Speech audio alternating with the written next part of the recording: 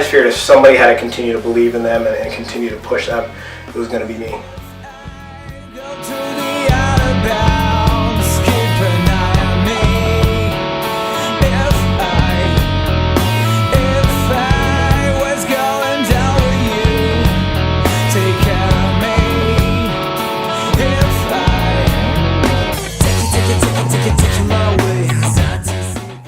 If I were to describe Richard in one word, I would definitely probably say wise.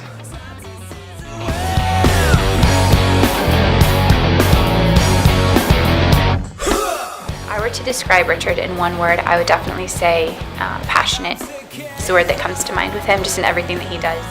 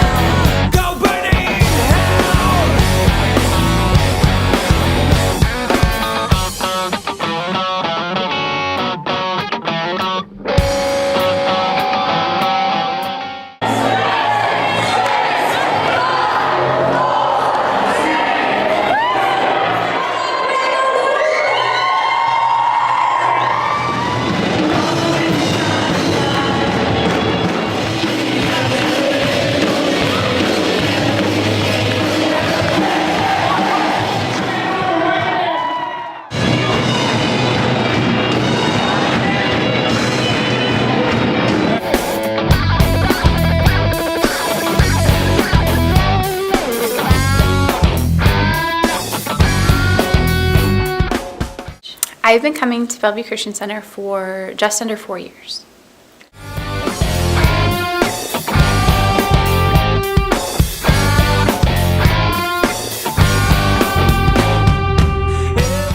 I've been coming here since 7th grade, the summer before my 7th grade.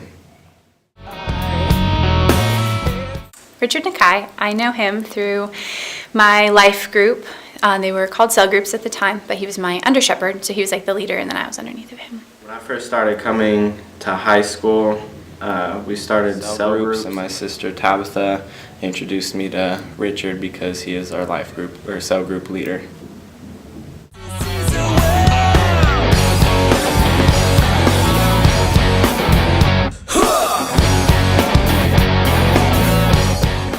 That we were pushing ourselves to be better than we were before. It was probably back around my senior year of high school.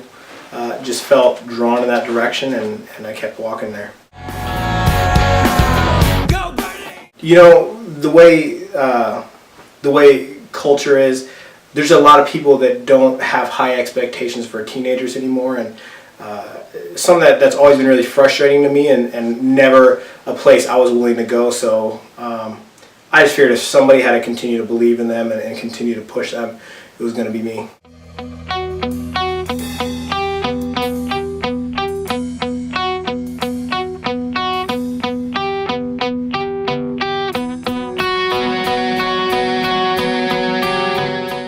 Honestly, I really like Richard's excitement about things, that he always gets really passionate about them, and he comes up with new ideas. Like, he thinks of things that are out of the box, but then he does them. And I think without that, a lot of things that happen wouldn't happen because no one would come up with the idea or be brave enough to do it. Mm-hmm. But he's like not afraid to try. Richard's always been there for me. He's been a really good example on me and brought like who I am now. He brought that out of me. He's just real funny and everything too, so.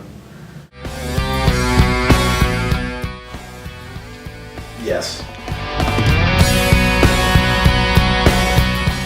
A lot of what keeps me motivated is a lot of the stories, seeing teenagers continue to push through with what they believe and what they're passionate about, despite all this stuff around them that might be pushing them or drawing them in other directions.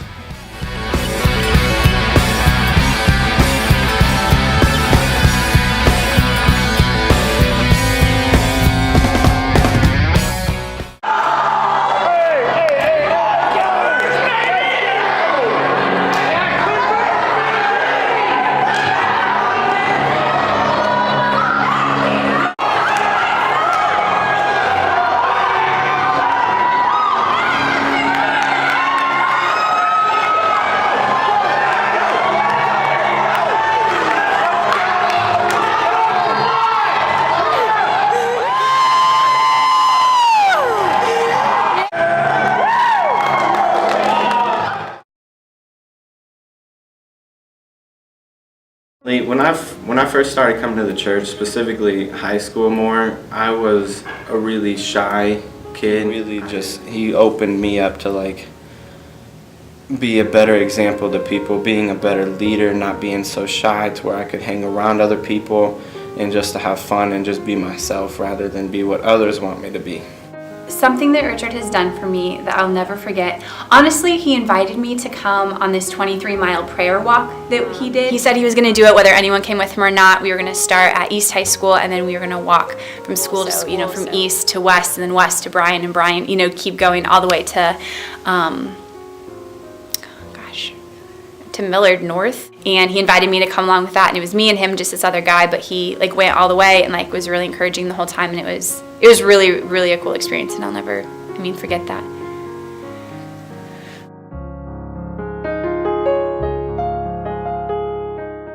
A lot of it is things that I hear from God, things I read in the Word. We used to call like some smooth dude, we did say he had swag. Swag. Do you know what swag means? Swag means stuff we all get. If you have swag, you should be worried. Stuff we all get. I don't know, have you guys ever been to a trade show or a fair and people are handing out what people would call swag? It's free stuff that we all get.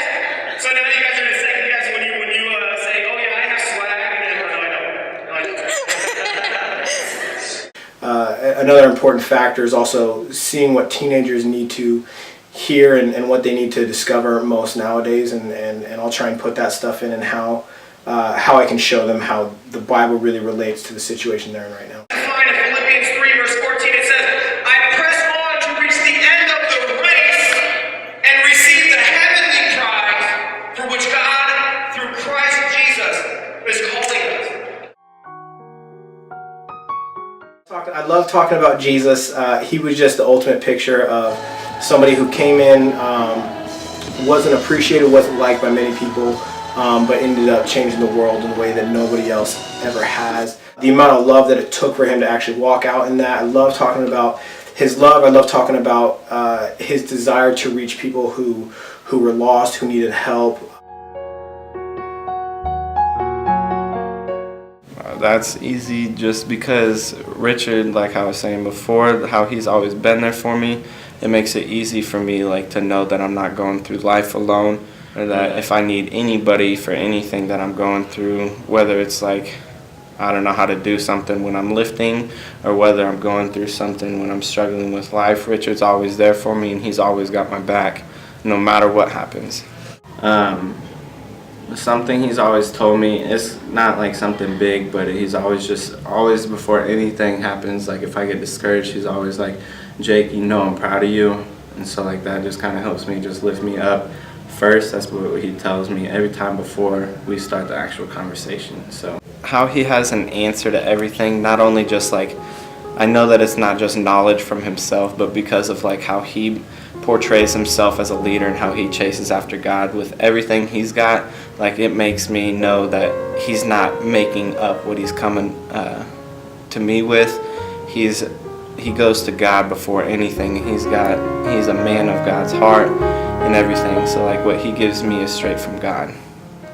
I'm really thankful that I have a leader like Richard, because I know that he's first and foremost committed to where God is taking him, the vision that God has given him. He's really good about passing that on. A lot of times people get distracted, but he doesn't. And the other thing I really love about Richard is just how personal he is, and I know that he cares about me above the things that I do. I really just like that, that caring heart that he has. How he portrays himself as a leader and how he chases after God with everything he's got, it makes me know that he's not making up what he's coming to me with. He goes to God before anything, and he's a man of God's heart and everything. So what he gives me is straight from God.